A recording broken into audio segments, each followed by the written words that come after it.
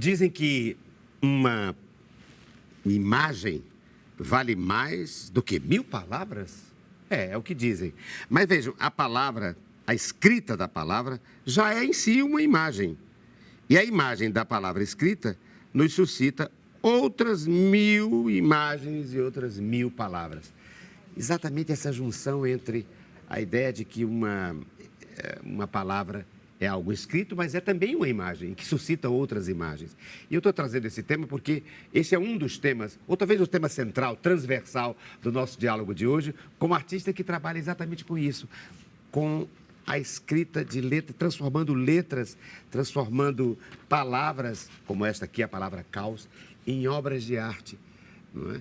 E ele trabalha exatamente com isso. E ele comprova, me parece isso, eu vou pedir que ele discorra sobre esse tema, de que a palavra em si já é imagem e que suscita tantas outras imagens. Eu me refiro a Ramon Salles, está aqui ele é formado em Comunicação Social pela Universidade Federal do Ceará, com habilitação em Publicidade e Propaganda, e é um artista visual, um artista plástico, inclusive ocupando um dos ateliês, daquele conjunto de ateliês que está lá no Palácio do Progresso, o chamado Ateliês do Pocinho, que fica na Rua dos Pocinhos, ou antigo Beco dos Pocinhos, no centro da cidade de Fortaleza. E aí podia começar por aí, né, Ramon? Olha aqui, com a palavra caos e com essa ideia de que a gente fica dizendo que a imagem vale mais do que 1000 palavras, mas a palavra em si também é imagem. Perfeitamente, Ricardo.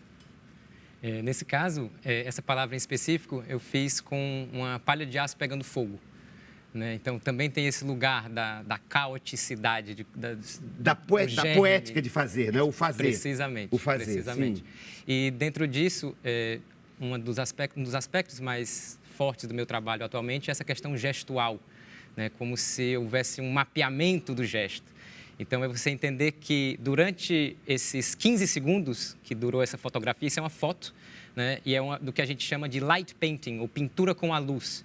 Então, o que a gente faz é enganar a câmera para que ela faça uma fotografia, mas com o obturador aberto por alguns segundos, de forma que nesse tempo que ele está registrando a imagem, eu estou com a palha de aço chispando faíscas, né, por os lados, enquanto eu desenho uma palavra, que foi esse caso. Então, a palavra caos também tem um lugar dentro de como ela foi feita. E ela, em si, nos suscita a imagem do caos? Seria essa a ideia? Acho que você trabalharia com essa ideia de que a palavra é em si pode ser em si uma obra de arte, no sentido de ela ter plasticidade? Com certeza, com certeza. Eu acabo de fazer um curso com a Edith Derdick, inclusive, chamado O Desenho da Escrita e a Escrita do Desenho, que vem muito nesse lugar de entender os dois num mesmo cerne, né, e numa mesma raiz. Se a gente for pegar, por exemplo, a palavra grafia, do grego grafém, eles a usavam tanto para se referir ao que estava escrito como ao que estava desenhado. Uhum. Né? Então, esses limites entre desenho e escrita, e entre o que é escrita e o que não é escrita também, são os maiores fatores provocativos, eu diria assim, do meu trabalho. E nesse sentido, essa palavra, né, o caos, é uma palavra que eu trago muito nos meus trabalhos, quando eu trabalhava mais com palavras, porque agora eu tenho me movimentado no sentido da desconstrução dessa palavra, de entender a abstração que pode fazer nascer outras coisas. Você pode exemplificar, então? A Com desconstrução certeza. da palavra. Isso. Quer dizer, você no primeiro momento é a palavra ou a letra se transformando em imagens outras, embora permanecesse palavra. Perfeito. Agora você está tentando desconstruir a palavra? Isso. Me dá um exemplo disso. Vamos ilustrar isso. Ótimo. Então, para mim, é pensar que a palavra ela é feita de letras, né? É como se o meu percurso estivesse indo para a raiz de uma linguagem, né? No sentido de que uma palavra é formada por letras e uma letra é formada por diferentes gestos, né? Claro, se a gente for tomar como uma letra, uma gráfica normal, muitas vezes ela pode nascer num só gesto, sei lá, como o O, por exemplo, que se torna uma circunferência, né? Sim. Mas quando a gente traz para a caligrafia e para a técnica caligráfica, que é um dos meus motivos de estudo, a gente entende que uma letra tem uma anatomia como um corpo humano, né? Uma letra tem proporções, ela tem vazios dentro de si.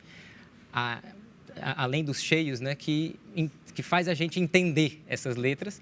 Ao mesmo tempo, isso sempre vai depender do contexto em que estamos. No sentido de que, se eu trouxer um texto em japonês agora aqui, provavelmente não vamos conseguir lê-lo, ou decodificá-lo, ou entendê-lo.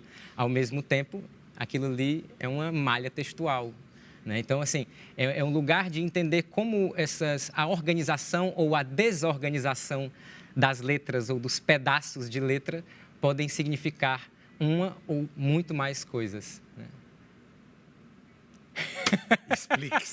Explique-se desenhando, explique-se dê visualidade ao seu pensamento. Perfeitamente. As suas palavras, dê visualidade às suas palavras. Vamos lá? Perfeitamente, vamos lá. Eu trouxe que seria a desconstrução da palavra, algumas a palavra ferramentas para isso. reproduzindo os seus átomos de gestos, é isso? Exatamente, exatamente. É entender como o átomo ele é a unidade primeva, né, de uma certa forma, e entender que gesto faz que letra, né?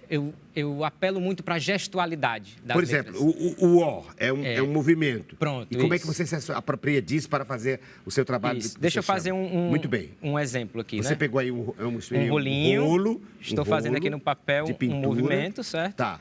Esse é um primeiro movimento, ok? Tá. Que aparentemente ele não está, né, A gente está vendo bem. dizendo nada. Mas se Passa eu e começo a compor outros traços com ele, né,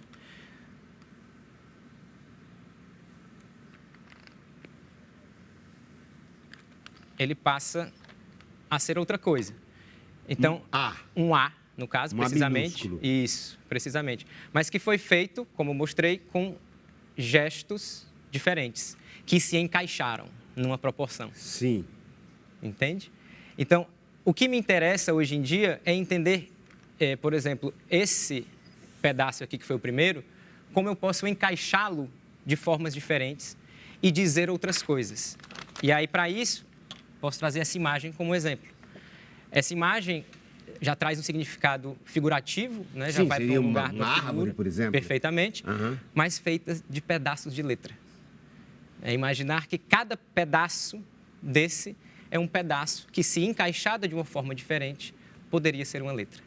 E esse pedaço é o pedaço atômico, Exatamente. digamos. Né? Exatamente. Que agora cria um novo sintagma e cria uma nova imagem. Exatamente. É isso? É essa pesquisa? É essa pesquisa. Que coisa linda, hein?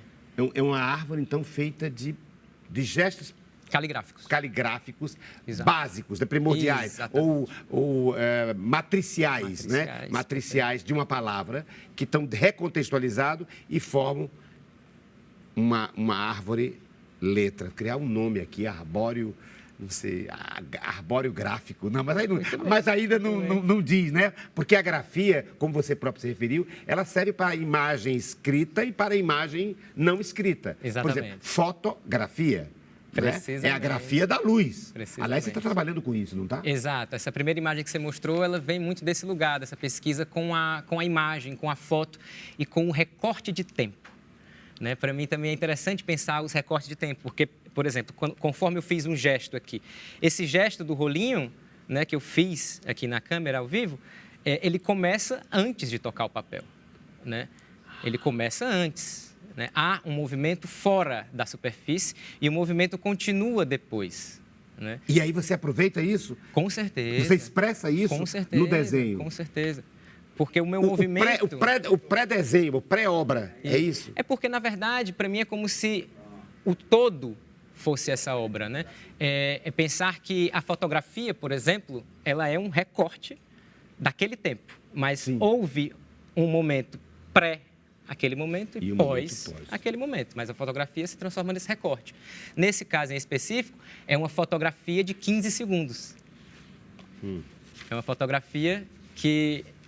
durante esses 15 segundos, o filme, digamos assim, o sensor estava captando todas as nuances de movimento daquele enquadramento, né? Porque a câmera funciona assim, né? Ela tem um sensor, uma cortina, né? Que ela abre, né? Geralmente, quando você vai tirar uma foto nas condições perfeitas de luz enfim, de tudo, ela abre muito pouco tempo, um centésimo de segundo, né? Tá. E aí você tem a foto. Nesse caso, essa cortina, esse obturador, ele ficou aberto por 15 segundos. Né? Então, todo o movimento que acontece está sendo registrado e captado ali na câmera, mas quando ele fecha, ele transforma todo aquele tempo, aqueles 15 segundos, numa só imagem. Entende? Entendo. Então, isso é a técnica do light painting, da pintura com a luz, que pode ser feita para várias outras coisas, mas nesse em específico eu gosto de trabalhar com a luz, porque ela é uma outra materialidade que, para mim, tem a ver também com a história da escrita. Pois é, com a história da escrita, que começa com uma escavação. Você trouxe, inclusive, um trabalho sobre isso, Exatamente. Né? Que faz uma referência à historiografia. A historiografia, olha a grafia de novo. A grafia da história. Da própria construção da escrita. Isso. Que começa nas rochas, Isso. começa na areia, enfim. Na Mesopotâmia, em termos de escrita, né? Porque é entender também quando a nossa história passa a chamar aquilo de escrita. De escrita, sim. Mas você trouxe esse objeto que nos remete a isso, é isso? Isso. Esse objeto é uma impressão 3D, na verdade, né?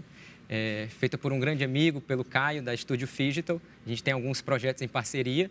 E a gente aqui está querendo transformar isso em outras dimensões, em outras materialidades, porque justamente como você, trazendo o gancho que você trouxe, dessa questão da... pode ser, aí é uma brincadeira que eu faço, na verdade. Pode botar né? de qualquer jeito. Pode, com certeza.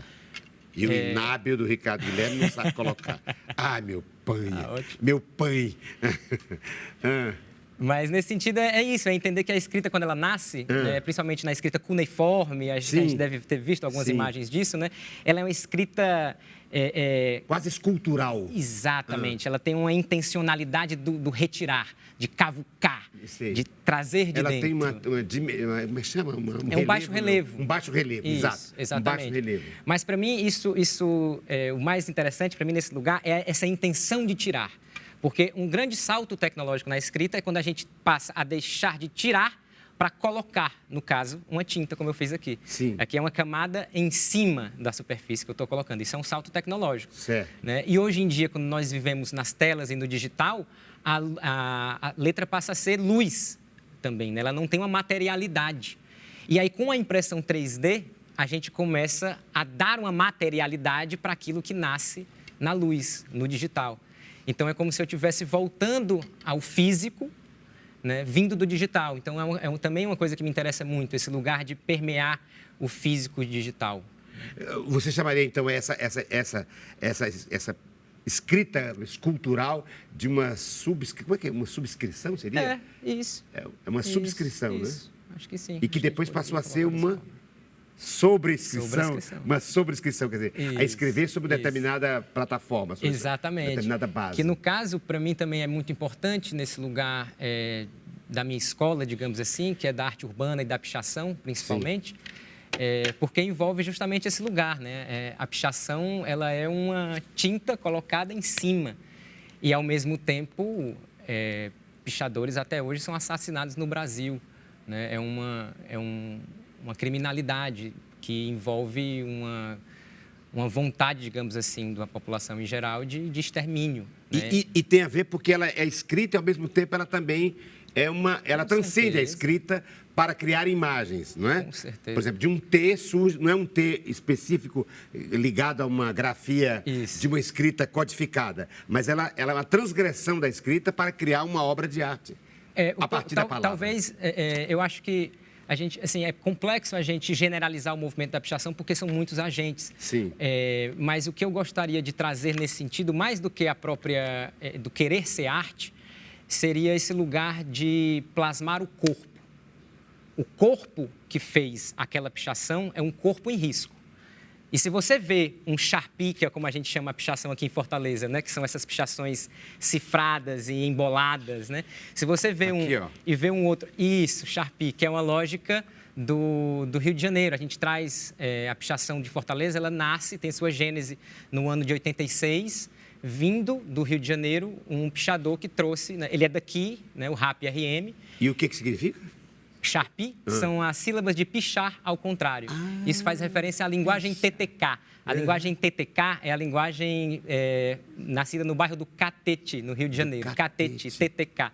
E é uma linguagem um pouco cifrada nesse lugar de inversão de sílabas, justamente para que a gente consiga se comunicar sem que algumas pessoas saibam. Então, por exemplo, você está fazendo seus, como a gente chama, né? Botando o seu nome, está fazendo a pichação no muro, eu estou aqui vendo se vem alguém, eu digo, se alipó, né, majossu, polícia, mané, sujou, né? Esse é um jargão da época que as pessoas usam para exemplificar a linguagem TTK, mas que é vista até hoje. É tanto que muitas das famílias de pichação daqui usam seus nomes de família, até os seus próprios nomes, com as sílabas invertidas. É uma forma de comunicação também de uma determinada tribo, digamos assim, ou entre tribos, não é? Porque eu sei identificar de onde veio aquilo, mas o público, digamos, que não conhece essa codificação prévia, se identifica apenas com, digamos, com a visualidade, sem compreender a sua natureza, o seu lugar de onde vem, né? A sua originalidade, a sua procedência, melhor dizendo. Mas que coisa linda, não? E que eu diria também como um objetivo, assim. Eu diria que o objetivo da pichação também está nesse lugar da transgressão do significado, né? Você não precisa saber. Inclusive, na minha visão, a pichação está nesse lugar de ser agressiva visualmente, né? Eu lembro de uma frase, uma vez, inclusive, que eu vi pichada, que era o seguinte: a minha pichação é uma agressão estética à sua visão. O seu muro é uma agressão física ao meu passo. Então, essa dinâmica da propriedade privada, do muro da propriedade privada, porque é isso, nós não estamos falando de um pichador que vai arrombar a sua casa para pichar dentro do seu quarto. Ele vai pichar aquilo que está mais fora, né? O epitélio da propriedade privada, externo, né? Digamos assim, né? Então, esse lugar da pichação está muito nisso. Essa pessoa vai colocar uma camada a mais de tinta naquilo que é o limite da propriedade. Se a gente vê uma planta baixa, por exemplo, uma planta baixa, elas são linhas com divisórias que mostram o que é dentro e o que é fora. Mas quando a gente traz a planta baixa para a realidade do que é uma planta baixa, que a gente vê muros de 3 metros de altura, com cerca de arame farpado, sensor de movimento e câmera, é um muro ostensivo e agressivo para aquilo que está fora. Ele não está só dizendo que aquilo que está dentro é de quem é do dono. Ele também está dizendo que aquilo não é nosso. Né? Ela é completamente exclusiva. E a ação é violenta, entre a palavra violenta, porque ela é uma invasão nesse sentido. Exatamente. Desse tipo de sinalização. Isso. Né? E não só disso, também assim, como o próprio ir e vir, né? A própria estética, né? A visão. A intervenção. No lugar de que a gente começa a atuar na cidade como viseiras de burro. Né? O céu começa a ficar mais raro dentro desse lugar dos muros cada vez maiores, de prédios cada vez maiores que a gente vem vendo na nossa construção da cidade atualmente, né? É uma forma também de visualidade, também não, principalmente, de dar visibilidade àquilo que esta sociedade, né, das propriedades e dos impedimentos quer que seja velado, né? Perfeitamente. Eu estive aqui, eu passei aqui, eu existo, eu estou aqui, eu invado a sua praia, digamos, não é? E eu interfiro na sua arquitetura, no seu senso estético, não é? É um ato... Isso. E é como se fosse o corpo político. Ali. Com certeza. É um ato político, quase de terrorista, digamos, não é? No sentido de vandalismo. De vandalismo, né? Político, sim. De vandalismo político. Sim, é uma intervenção, é uma ação política. Com certeza. E que incomoda. Com certeza. E é o objetivo. O objetivo é o incômodo, né? Porque é aquilo que o muro traz. Você acha que você nasceu daí? Você nasceu da pichação? Você nasceu do... Deixa eu ver o nome. Não, Sharpie. Você nasceu do Sharpie? Eu acho que eu renasci no Sharpie, né? Eu sempre... Você não começa aí, então? Você não foi pichador? Fui, ainda sou.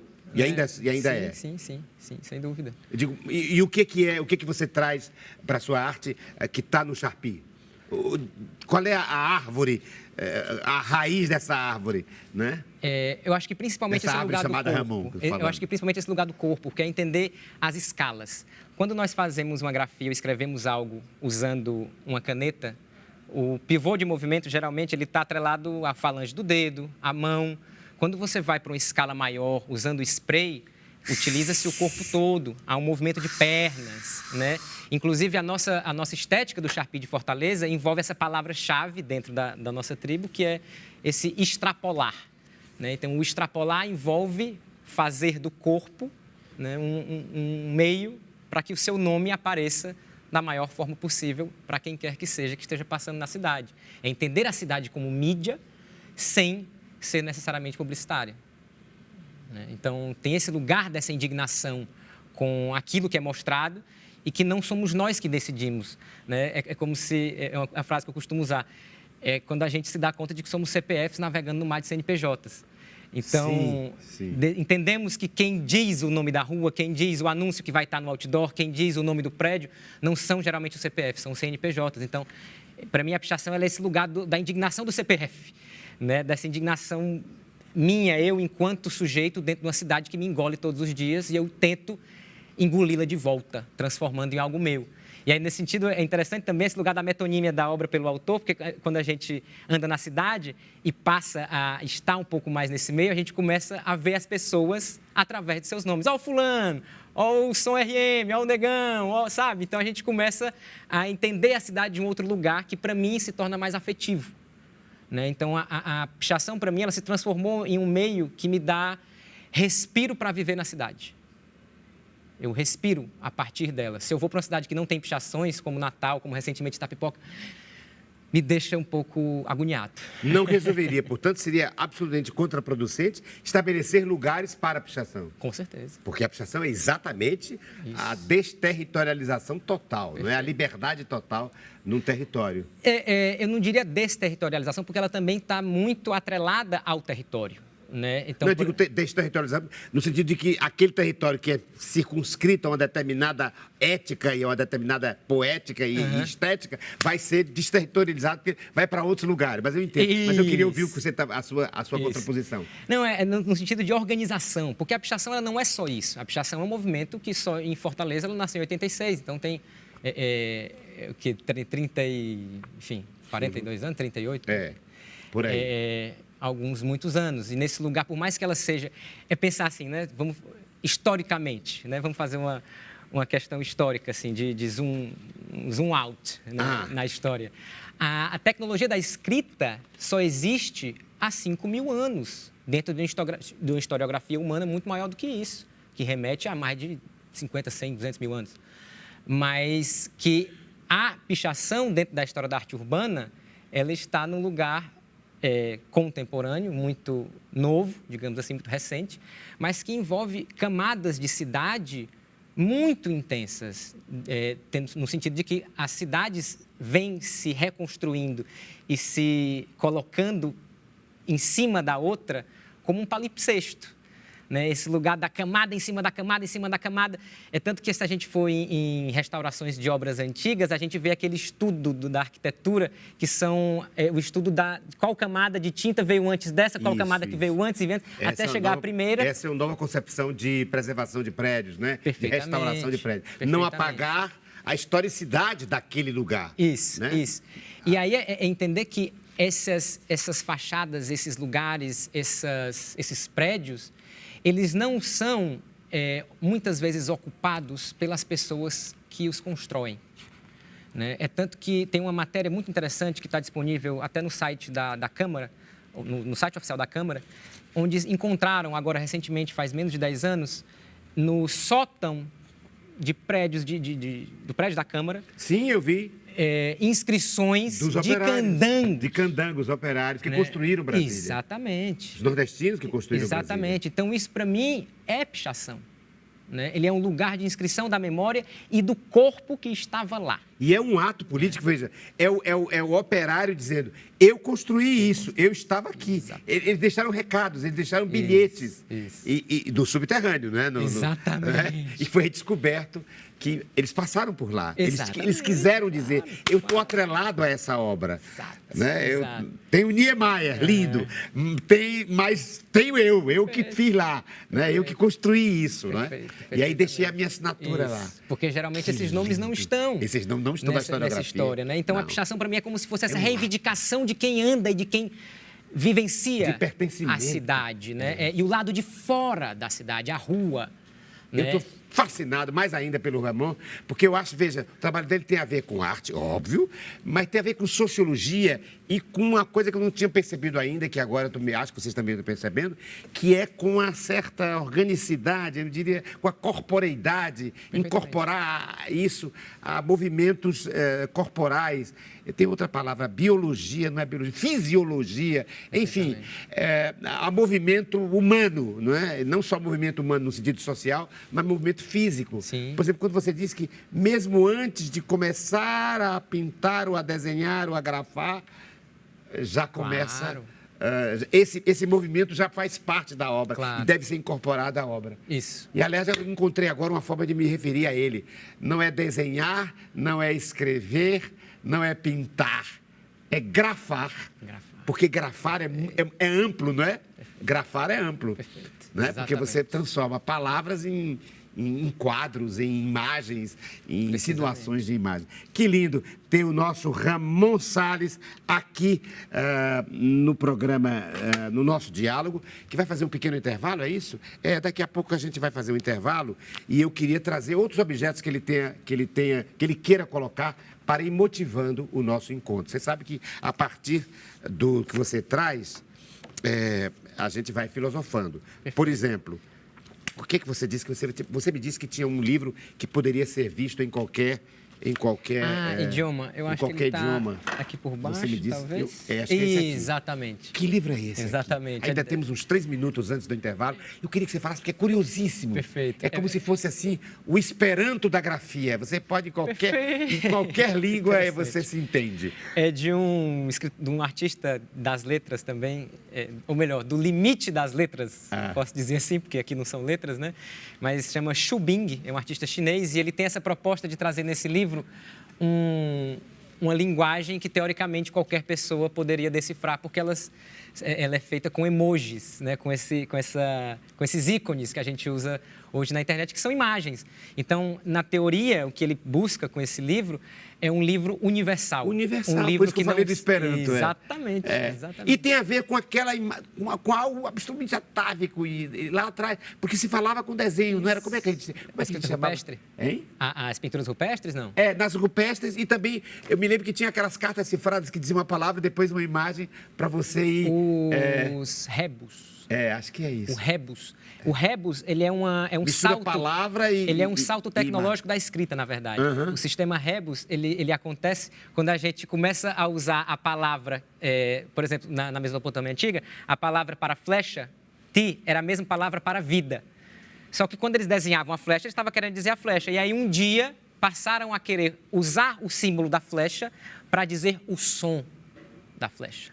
Então, era uma flecha, o desenho da flecha, mas queria dizer vida. Porque era o mesmo som, era a mesma palavra. Eu entendi. Então, como é que você vai desenhar vida? É mais fácil desenhar flecha, que é o mesmo som, e a pessoa vai entender. Uma escrita fonética. Exatamente. Uma escrita O fonética. sistema Rebus, ele vai nesse lugar. Transformar a escrita numa escrita E fonética. agora, este é um Chinês. artista chinês. Sim. Pegou e transformou o emoji, que é uma linguagem aí da internet, né, para expressar sentimentos, e não por palavras, mas por imagens, e transformou isso num livro. Isso. Que loucura. Que conta o cotidiano de uma pessoa, conta as 24 horas de uma pessoa. Desde a hora que ele acorda até a hora que vai dormir. Vamos falar disso no próximo segmento do programa Diálogo, que volta daqui a pouco com o diálogo com o artista visual gráfico chamado Ramon Salles.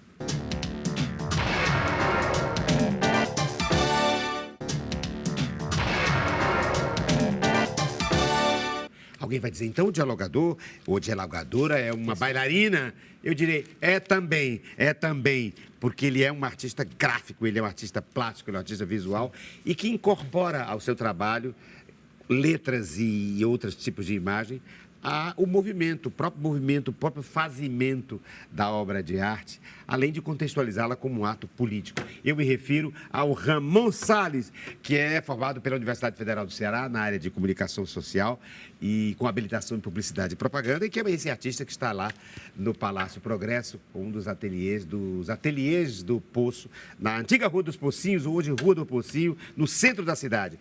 E o objeto que ele vai trazendo vai nos ensejando os temas.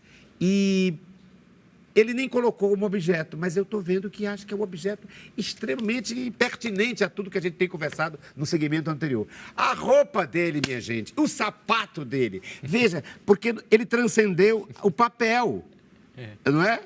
E transformou a obra de arte dele incorporada ao corpo das pessoas através da sua veste. Ele está, inclusive, como obra de arte aí. Mostra aí, mostra mais. Olha que lindo esse sol aí. Esse me parece um sol, ou lembra um sol. E na frente também. Mostra aqui na frente. Olha aí, esse losango, né? Aqui é um losango, atrás é a Fala mesma imagem. sobre isso. Quer dizer, a obra, o corpo humano como tela. Sim, eu acho que eu vou deixar uma parte disso para depois, porque tem a ver com o objeto surpresa. Ah, é? Ah, tá bom. Mas, puxando um pouco desse fio, porque para mim tem esse lugar de como a pichação e a arte urbana envolve essa superfície do muro, né? Que, querendo ou não, é uma superfície tátil, né? Você pode tocar o muro, e é o contrário do que se coloca dentro do Museu da Caixa Branca, que é esse lugar de não pode tocar, não pode tal. A arte urbana, ela está ali no lugar onde você passa, então você pode passar a sua mão na frente do... E ela é vulnerável, ela pode, inclusive, ser interferida pelo outro claro, outro e acontece, inclusive. Ela é né? vulnerável. Sim, sem dúvida alguma. Está lá a obra e eu chego lá e interfiro, sem e dúvida acrescento. alguma, sem dúvida alguma. Ou é pintada de branco por cima, né? Uma publicidade que vem por cima, enfim. Mas esse lugar da corporeidade na cidade me faz querer trazer a minha obra para além do papel e dos muros, e também vestindo outras superfícies. Então, hoje trabalho também com customizações de peças, como é o meu sapato. Mostra o sapato. Tira esse sapato, põe aqui como objeto. Põe aqui como objeto para a gente ver.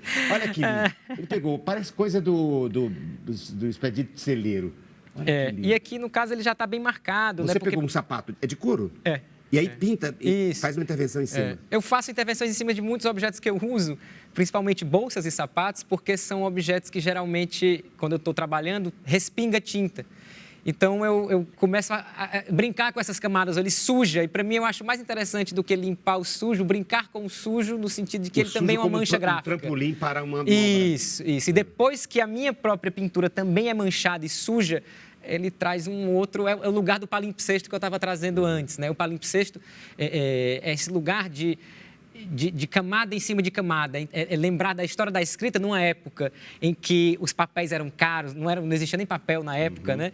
Eram tabuletas de cera, enfim, as próprias pedras, né? Para essas escritas cotidianas, as pessoas faziam suas inscrições, mas ao final, quando não precisavam mais delas, raspavam aquela superfície para utilizá-la de novo. Então, ela ficava com um aspecto um pouco de quadro branco de colégio, que você consegue ver um pouco daquilo que estava, principalmente nas bordas, mas o centro, você consegue colocar uma nova camada de informações. Então, para mim, o tempo está nesse lugar, né? Principalmente dentro do aspecto da arte urbana, a gente faz uma obra, tira a foto aqui, mas depois de 5, 10 anos, como a gente pode muitas vezes ter obras de mais tempo do que isso até, a gente consegue ver o tempo intervindo junto a essa obra, né? O mofo, a infiltração, o próprio reboco de parede que cai. E, para mim, isso vai se adicionando às camadas da obra e se tornando a própria obra, né? E vai grafando outras imagens. Com o mofo certeza. cria imagens. A água cria imagem, né? E aí, a arranhadura cria imagem. Isso.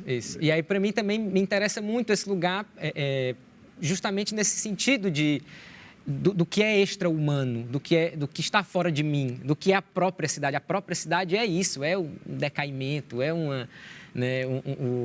a chuva que cai, a água que infiltra, falar do próprio Riacho Pajeú. Você está falando do Ateliês do Pocinho, onde estou. A gente está ali do lado do Riacho Pajeú, que hoje é todo subterrâneo, né? Essa água que a gente não vê mais porque a cidade engoliu, né? Então, falar de grafar o nosso corpo na cidade também, para mim, é falar de memória e de legado que a gente deixa, né, com os nossos próprios passos. Então, para mim também, o sapato, ele tem essa carga simbólica de dar firmeza, né, naquilo que eu piso, né? Por mais que pise com cautela, há uma força de raiz em cada passo que me vem também desse ritual de vestir essa peça, né? Ou as diversas peças que eu visto. Mas você me trouxe algo que tem é uma outra técnica disso que você está tratando? Isso, que é isso. essa, antes do objeto surpresa, que ele vai já mostrar, eu também vou mostrar, ele me trouxe... Isso aqui é uma outra técnica? É uma outra... É uma monotipia. Monotipia. É como se fosse um carimbo. Sim. No caso, eu não pintei diretamente sobre esse papel. Eu pintei uma superfície metálica, coloquei o papel em cima da superfície metálica e ela passou por uma prensa, né, por uma impressora de rolo. Né? Então, o que estava no metal passou para a folha de papel e depois disso o metal ficou quase sem tinta. Então, é um carimbo de uma vez só. Entende? É uma só marca. Você pintou numa tela... Num metal. Metal. Uma placa de metal. Uma placa de metal. Uma placa de E metal. aí, no papel, transformou em papel. Isso. E aí, nisso, eu trago camadas de história diferentes, porque nessa eu fiz várias monotipias, né? Uma série muito grande, que inclusive vou lançar logo mais à venda. Ainda estou trabalhando nessa organização. Mas esse lugar da monotipia também, para mim, faz muito sentido, principalmente nessa questão do tipo, né? A palavra, o radical da palavra tipo, né? Que envolve a tipografia, envolve o tipo, o móvel, a marca. A própria imprensa, né? A própria imprensa, né? E esse Gutenberg, fazer, né? exatamente, que também é uma tecnologia da história da escrita. Sim. Né? E que, para mim, ela tem a ver também com esse lugar do tempo e de como as diferentes camadas de tinta vão agindo com o tempo. Porque, por exemplo, você entende aqui que existem partes que estão mais fortes com a tinta e partes que estão mais fracas. Essas partes que estão mais fracas é porque a tinta já foi utilizada numa impressão anterior. Logo, lá na placa de metal, ela ficou mais fraca, mais esvanecida e, por isso, ela sai aqui um pouco mais rala. E aí você grafa a passagem do Isso, tempo, né? Da própria plataforma que deu margem. Já que você está falando de tempo, eu acho que é uma boa ideia mostrar a música com a qual eu associei a figura do nosso dialogador de hoje, que é o Ramon Salles. Ele está falando de tempo. E então eu trouxe uma música, eu sempre trago uma música para fazer o convidado refletir a partir de um trecho dessa música. Vamos ouvir? É com Elis Regina. Está aqui ela. E a música é Velha Roupa Colorida, de Belchior. Olha aí, olha ela cantando, a linda. E vocês vão ver e ele vai pensar a partir daí. Olha aí.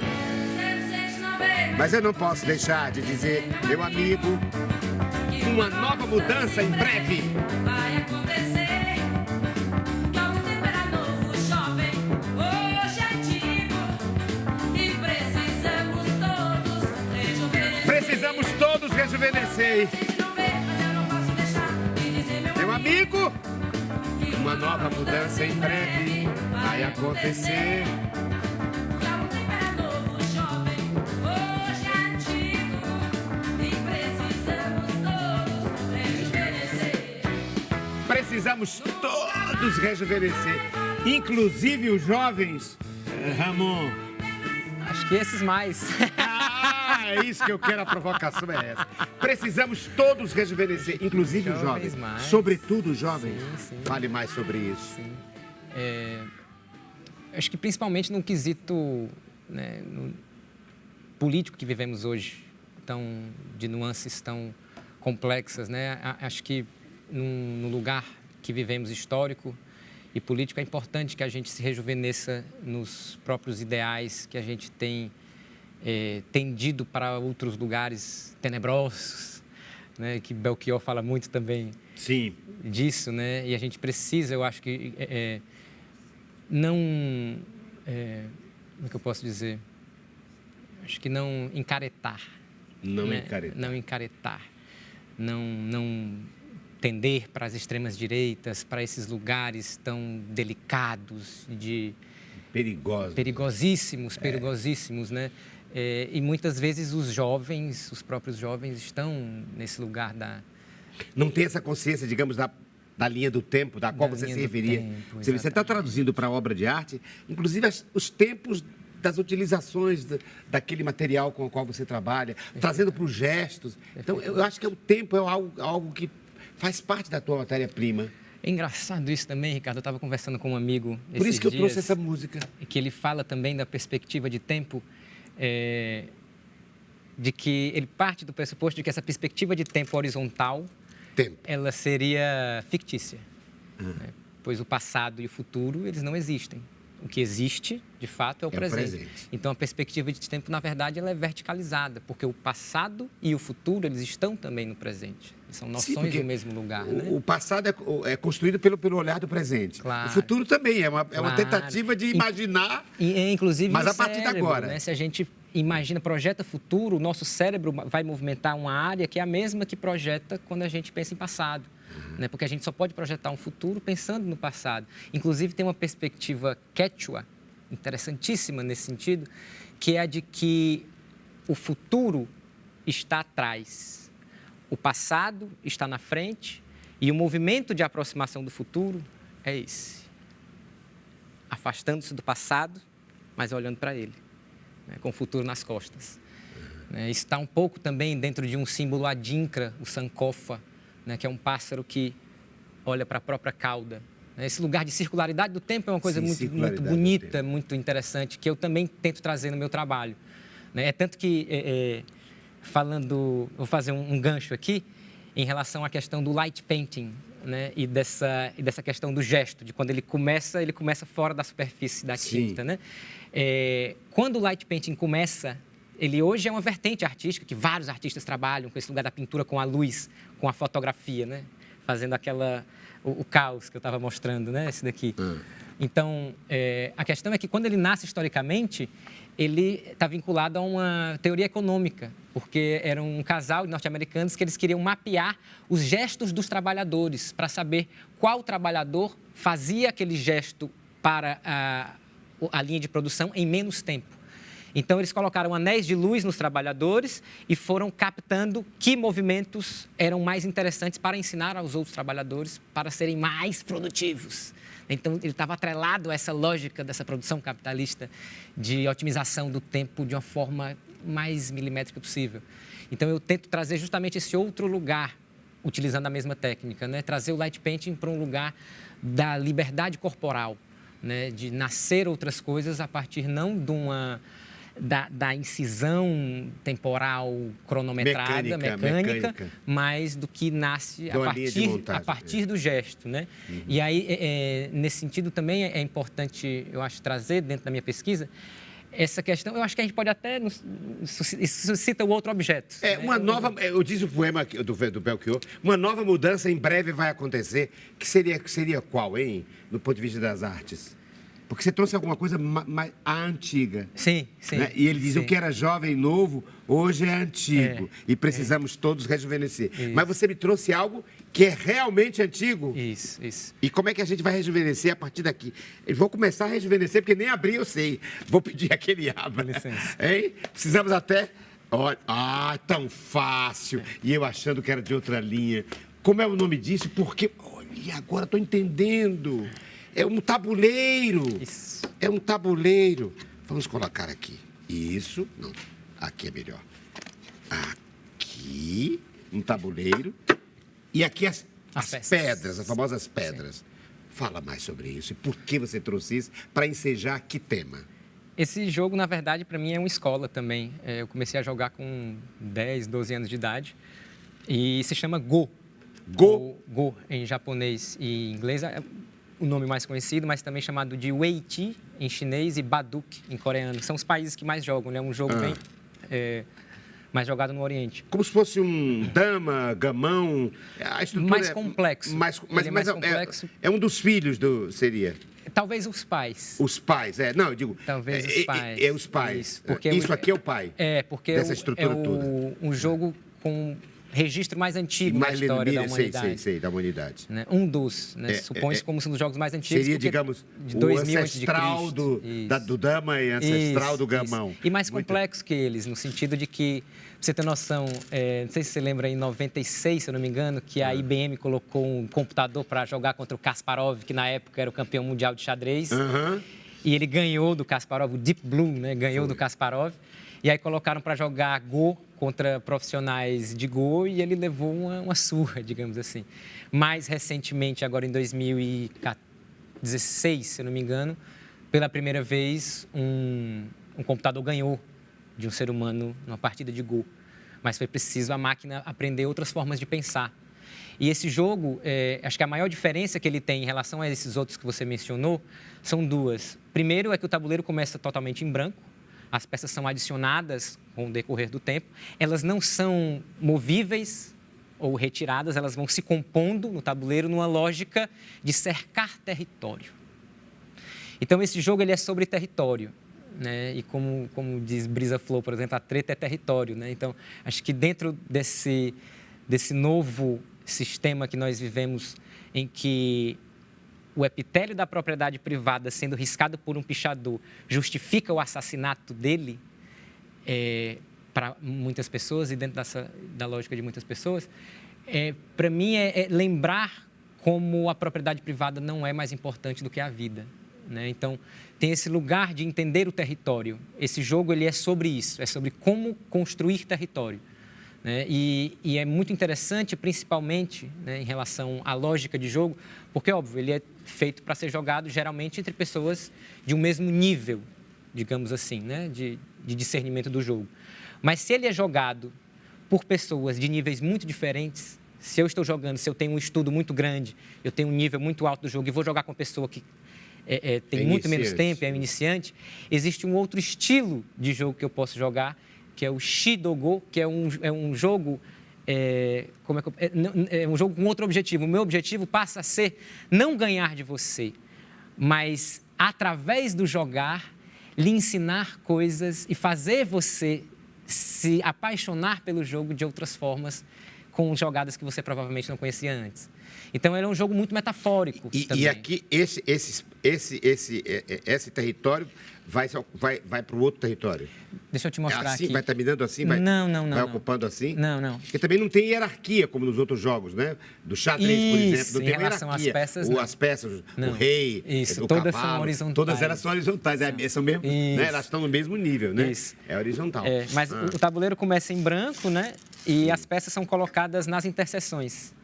Elas são colocadas, né, formando aí alguns padrões nas interseções das faixas, linhas, né, que são 19 linhas. por 19 linhas. 19 linhas por 19 Isso. linhas. Até por isso também é muito mais complexo do que o xadrez, que é um tabuleiro de 8 por 8. Né? Então, as possibilidades matemáticas do jogo são E por muito que você maiores, trouxe? né? Para fazer que tipo de ilação ou de ensejar que tipo de pensamento, hein? Para mim foi muito sobre esse Ramon. lugar do território, das fronteiras do território e de como isso se torna um cerne do que a gente vem vivido hoje de ocupação da cidade, né? Eu, por exemplo, quando comecei a pintar na cidade, a pintar na rua, comecei em 2013 e eu já comecei quando pessoas já estavam há muito tempo. Eu integro, por exemplo, a primeira sigla de pichação de Fortaleza, os Rebeldes da Madrugada, a RM, que foi criada em 1986. Eu não tinha nem nascido quando essas pessoas já pichavam os muros. Então, quando eu chego, por mais que já faça mais de 10 anos, já tinham pessoas muito mais antigas que abriram caminho para mim. Então, essas pessoas, por exemplo, elas não tiveram a oportunidade de fazer uma oficina de pichação, uma oficina de grafite com alguém ensinando. Hoje em dia, a gente já vê esse lugar. A gente já vê oficinas, já vê...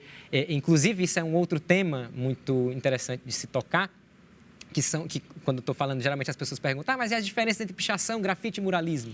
Pergunto Né? eu também agora. São essas interseções, né? Incorporo essa dúvida para colocar, digamos, para desterritorializar ou tirar de determinadas bolhas, né? De vocabulários, essas expressões. A diferença entre pichação, grafite e Muralismo. muralismo. Por Diego favor, Rivera. com a palavra Ramon Salles. Isso é interessante porque ela envolve justamente um recorte temporal.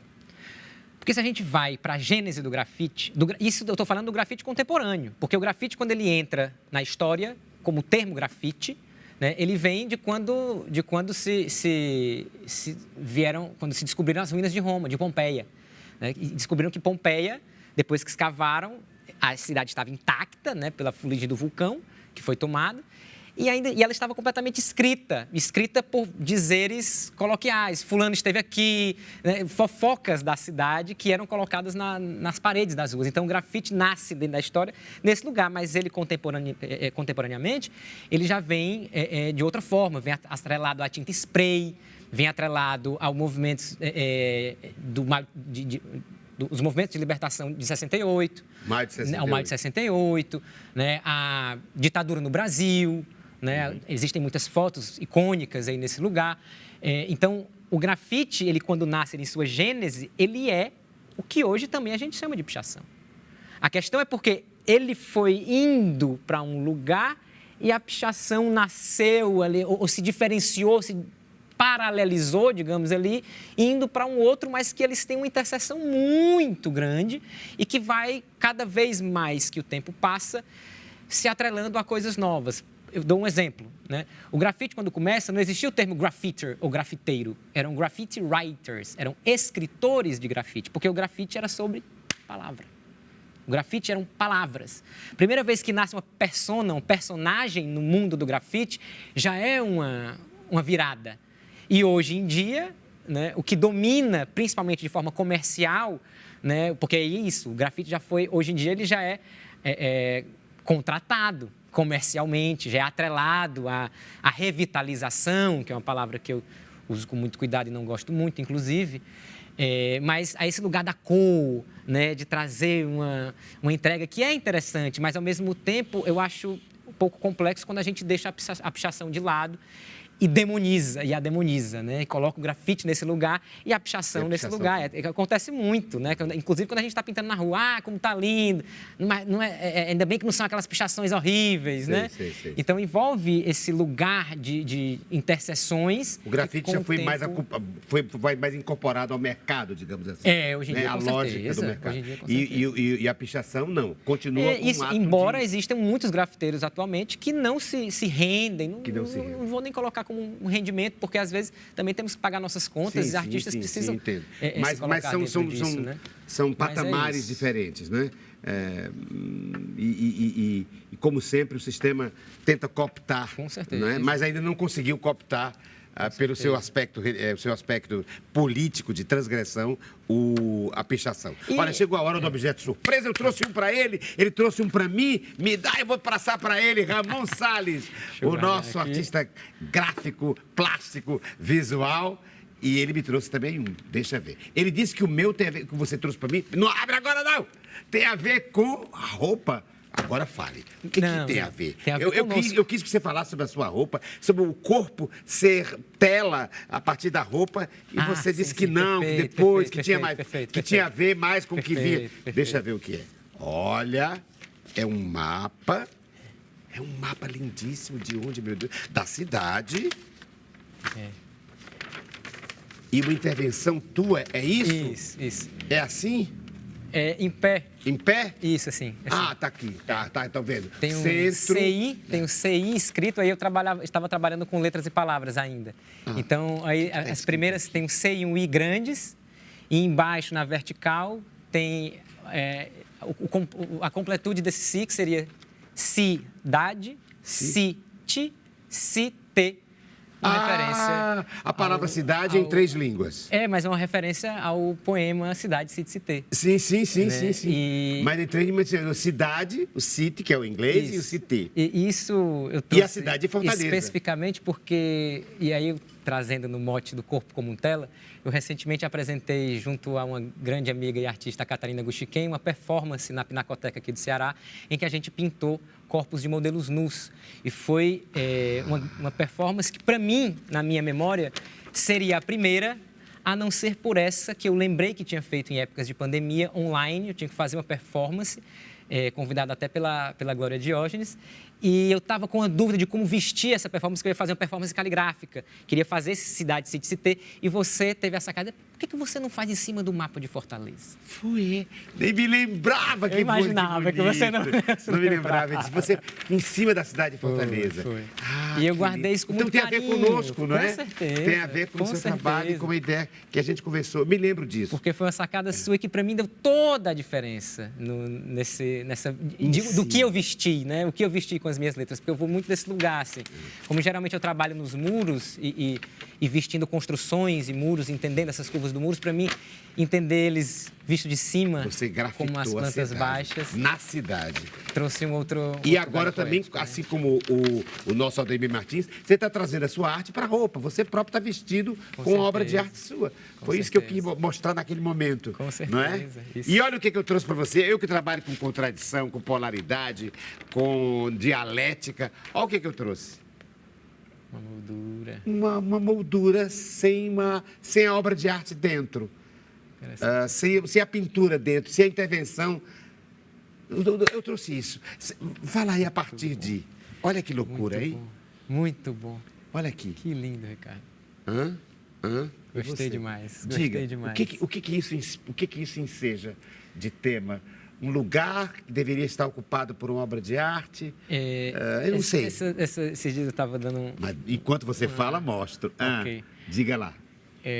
Estava dando uma olhada nos fichamentos que tenho do livro da Cecília Almeida Salles, O Gesto Inacabado, que fala desse lugar do gesto, do processo criativo, de quando é que uma obra de arte é final, né? É o finalmente. E uma das coisas que se traz é desse lugar do esboço, né? E se eu coloco uma moldura no esboço, o esboço passa a ser uma obra de arte final, né? A moldura, nesse lugar, ela tem um papel muito grande, muito forte, né? E é engraçado vê-la assim, né? Vazia, porque é como se nós tivéssemos o poder de, com ela, dizer o que é e o que não é arte, né? Porque na hora que a gente emoldura, é como se estivéssemos chancelando, né? Isso aqui é uma obra de arte, né? E sem a moldura, o que passa a ser?